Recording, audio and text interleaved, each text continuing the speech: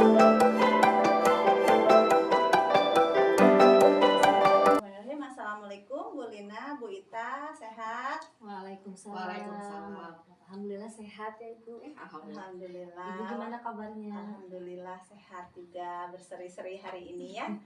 Baik Bu Lina dan Bu Ita. Bu Lina hari ini akan mengadakan coaching ya terhadap Bu Ita. Sebelumnya saya ingin bertanya ke Bu Lina, boleh ya Ibu ya? Iya, silakan Ibu. Ibu Lina akan mengadakan coaching, apakah ada penilaian atau rubrik penilaian yang akan nanti disampaikan ketika percakapan coaching, kira-kira seperti apa? Baik Ibu, rubrik penilaian yang akan saya sampaikan pada saat melakukan coaching ini yaitu saya akan menggunakan alur sesuai dengan alur Tirta, di mana akan dimulai dari penentuan tujuan. Kemudian saya akan menggali tujuan dari percakapan coaching ini, apa yang diharapkan oleh coaching nanti. Lalu saya akan mengidentifikasi permasalahan apa, kemudian juga menggali rencana aksi nyata, dan terakhir akan menggali juga tanggung jawab dari coaching terhadap aksi nyata, rencana aksi nyata yang sudah disusun. Baik. Berarti Bu Lina akan mengadakan coaching dengan alur Tirta ya? Betul. Selanjutnya dari alur Tirta tersebut, kira-kira kompetensi coaching apa yang ingin dikembangkan nanti? Baik.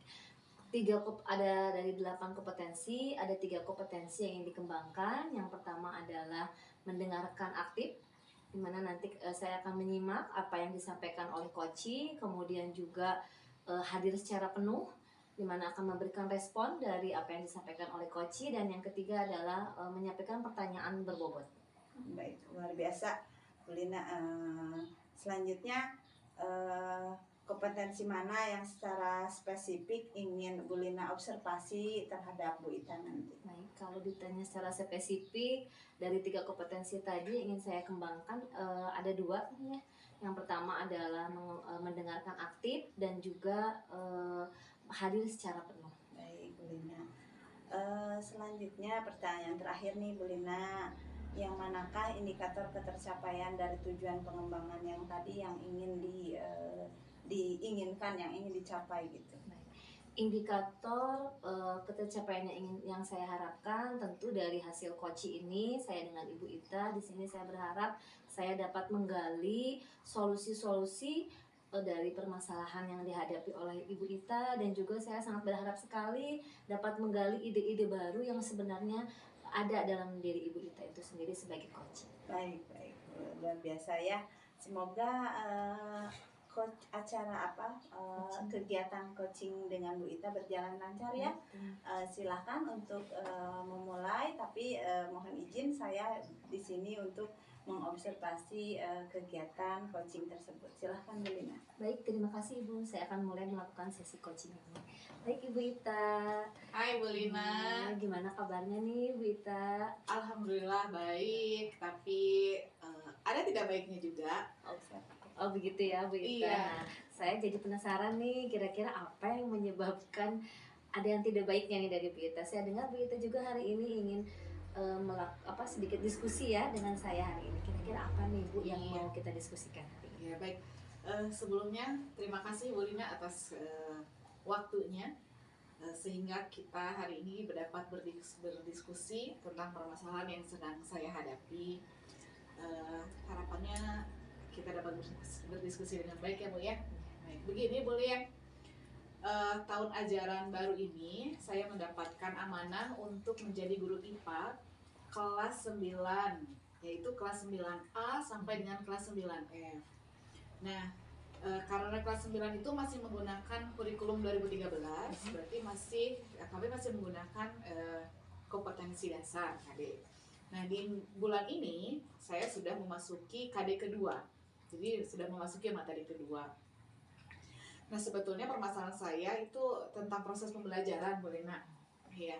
Yang pertama, saya merasa di kelas 9 itu khususnya proses pembelajaran yang saya sajikan kepada anak-anak itu kurang dapat memberikan motivasi.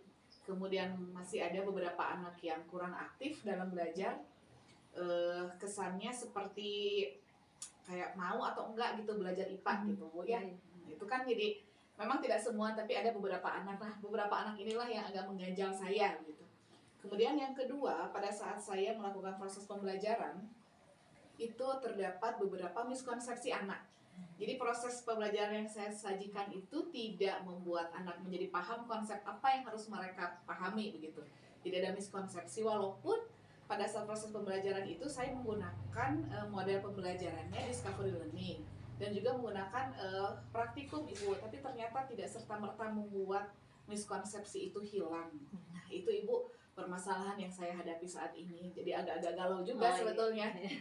Ternyata itu ya yang sedikit kayak mengganjal pikiran Bu. Jadi tidak semua anak, tetapi ada beberapa yang memang itu yang menjadi pemikiran bagi Bu Ita ya. Jadi kalau saya tadi boleh simpulkannya, masalah yang sedang dihadapi Ibu Ita ini, di mana Ibu Ita ini dalam proses pembelajaran ini ada beberapa anak yang kurang aktif ya Bu Ita, walaupun Bu Ita sudah menggunakan model discovery learning, kemudian juga adanya kegiatan praktikum ya. Kalau Bu Ita kan mengajar pelajaran IPA, ya banyak praktikum sekali. Kemudian juga adanya kurang motivasi dan tadi ada miskonsepsi ya Bu Ita ya dari permasalahan tersebut. Nah, kira-kira dari diskusi atau kegiatan coaching kita kali ini nih, tujuan apa yang ingin Ibu harapkan? Besar harapan saya dari proses coaching ini, saya dapat mendapatkan solusi dari permasalahan yang saya hadapi, sehingga anak-anak dapat selalu termotivasi, kemudian memiliki minat yang baik terhadap pelajaran IPA, dan yang paling penting adalah mereka bisa paham apa yang sedang mereka pelajari dan tidak ada lagi miskonsepsi terhadap konsep-konsep IPA yang sedang diajarkan. Baik. Jadi tujuannya adalah ingin bagaimana meningkatkan motivasi dari anak-anak Bu Ita sendiri, kemudian juga agar mereka aktif ya Bu Ita di kelas, lalu tidak ada lagi miskonsepsi, jadi anak-anak bisa paham konsep-konsep dalam apa yang Ibu ajarkan secara utuh gitu ya Bu Ita ya. Baik. Nah, kira-kira nih menurut Ibu Ita kenapa hal tersebut bisa terjadi? Iya. Kalau saya lihat lagi ya Bu ya, sepertinya proses pembelajaran yang saya suguhkan kepada anak-anak itu tidak dapat memenuhi semua kebutuhan belajar anak. Jadi ada anak yang termotivasi, tapi masih ada anak yang belum memiliki motivasi yang baik pada saat proses pembelajaran. Kemudian yang kedua, kalau saya lihat tentang miskonsepsi nih Bu ya, karena yang saya tahu anak-anak yang sekarang kelas 9 itu waktu kelas 7 atau kelas 6 SD-nya kan mereka tuh karena masih pandemi, jadi sebagian besar itu mereka belajar di rumah dengan bimbingan, sebagian besar bimbingan orang tua. Walaupun tidak dipungkiri ada kehadiran guru, tapi mungkin dari persentasenya lebih sedikit. Nah, sepertinya itu ya Bu ya, atau mungkin permasalahannya adalah dari diri saya sendiri deh. Jadi pada saat saya menyajikan pembelajaran di kelas itu kurang menarik mungkin ya bagi mereka gitu, walaupun mereka tuh melakukan praktikum gitu. Baik, jadi menurut Ibu Ita kenapa bisa terjadi diantaranya tadi anak-anak tersebut Bu Ita belum bisa memenuhi semua kebutuhan dari anak-anak tadi, sementara setiap anak memiliki kebutuhan yang berbeda. Lalu adanya miskonsepsi ya disebabkan karena mereka mengalami masa pandemi dan harus mau tidak mau belajar daring ya Bu Ita. Jadi porsi guru, keterlibatan guru dalam proses pembelajaran itu lebih sedikit ya ketika daring. Dan yang terakhir adalah dari proses pembelajarannya mungkin ya Bu Ita merasa masih ada yang harus diperbaiki ya. Jadi tadi kata Bu Ita kurang menarik begitu ya Bu Ita. Sepertinya begitu. Ya. Nah, kira-kira nih agar harapan-harapan agar situasi yang diharapkan tadi itu wujud, kira-kira nih apa yang bisa Ibu Ita lakukan? Baik, yang pertama saya harus bisa meninjau ulang RPP yang sudah saya buat. Nah, kebetulan di bulan ini bulan kemarin ya, bulan Juli ya kalau tidak salah, saya mendapatkan materi tentang pembelajaran berdiferensiasi. Nah, di sanalah agak terbuka gitu ya tentang pembelajaran berdiferensiasi. Jadi yang pertama yang saya lakukan adalah meninjau ulang RPP, kemudian memperbaiki RPP-nya supaya bisa menggunakan RPP berdiferensiasi. Yang kedua, saya akan melakukan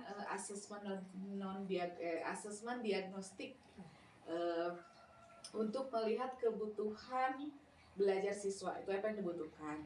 Kemudian yang ketiga, saya juga harus dapat melihat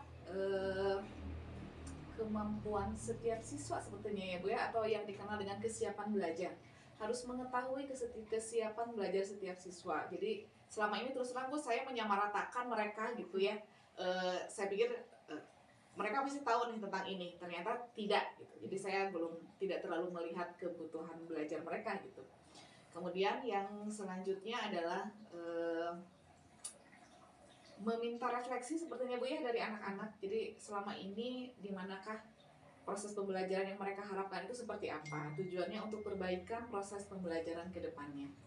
Sepertinya itu ya Bu ya yang bisa kita lakukan saat ini. Ya, luar biasa sekali ya apa yang apa yang beberapa upaya yang akan Ibu lakukan ya untuk mewujudkan harapan-harapan Ibu tadi. Tadi Ibu akan berupaya menganalisis kembali ya Bu ya RPP, kemudian merubahnya menjadi RPP berdiferensiasi, kemudian juga Ibu akan melakukan asesmen diagnostik untuk mengetahui kesiapan belajar setiap siswa. Lalu Ibu juga akan tadi melakukan refleksi ya dengan anak-anak di kelas untuk mengetahui di mana sih yang harus diperbaikinya. Mungkin itu ya Bu ya. Selain cara-cara tadi yang Ibu sampaikan, kira-kira ada cara lain nggak Bu untuk agar harapan Ibu terwujud? Cara lain ya, oh ya mungkin gini Bu, untuk miskonsepsi ya Bu ya, karena ada beberapa materi pelajaran yang sebelum di kelas 9 itu anak-anak sudah dapat di kelas 7. Jadi mungkin pada tahapan apersepsi saya akan mengaitkan materi kelas 9 ini dengan kelas 7 yang sudah mereka pernah pelajari dan mengingatkan kembali materi sebelumnya supaya ada koneksi antara materi yang pernah mereka pelajari dengan materi yang akan mereka pelajari saat ini. Itu yang pertama.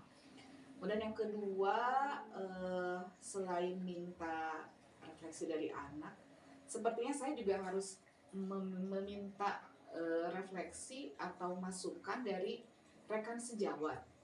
Nah, saya punya rencana nih Bu, mau meminta guru yang mudah-mudahan yang sesama IPA gitu ya, agar bisa melihat saya pada saat mengajar di kelas atau melakukan supervisi mungkin ya, melakukan supervisi di kelas, sehingga saya bisa mendapatkan masukan bagian mana nih yang masih harus diperbaiki untuk anak-anak gitu.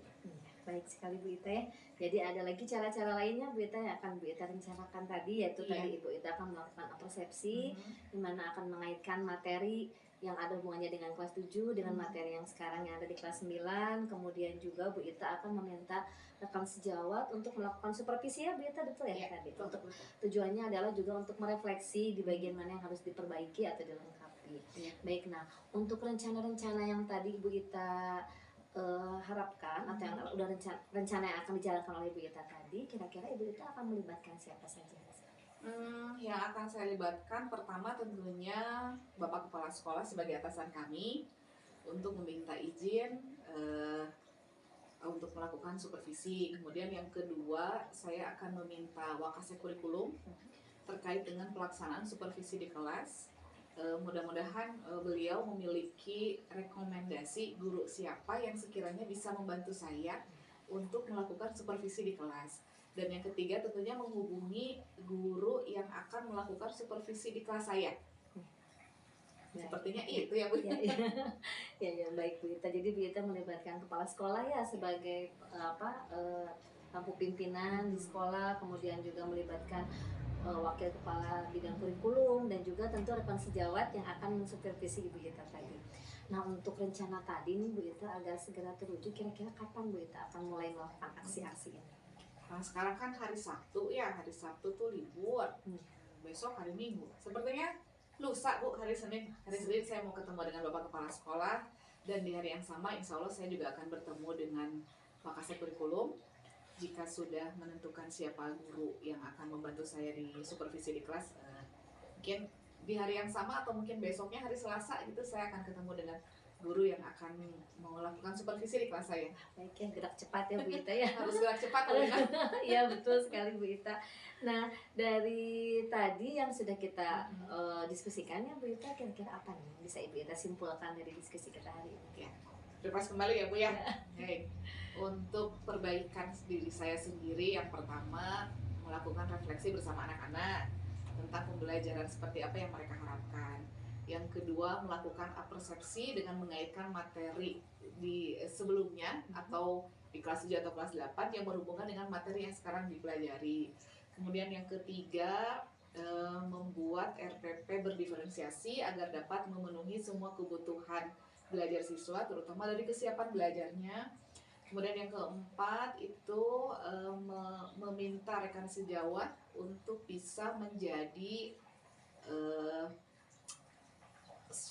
melakukan supervisi terhadap diri saya yang saya dilakukan di kelas. Baik, Sebetulnya itu ya Bu ya. Ya, luar biasa sekali ya Bu Ita perbincangan kita sore ini. Iya. Semoga apa yang Ibu rencanakan, apa yang Ibu harapkan dapat segera terwujud ya Bu Ita. Amin. Mudah-mudahan kita nanti ke depannya, saya jadi penasaran nih, kira-kira setelah rencana-rencana tadi kemudian diwujudkan ya, kira-kira ada perubahan apa nih dari proses pembelajaran Ibu tadi ya. Iya. Mudah-mudahan nanti di lain waktu kita bisa komunikasi kembali ya Bu Ita, saya Iya, jadi penasaran. Siap Bu Lina, saya pun jadi tidak sabar ini.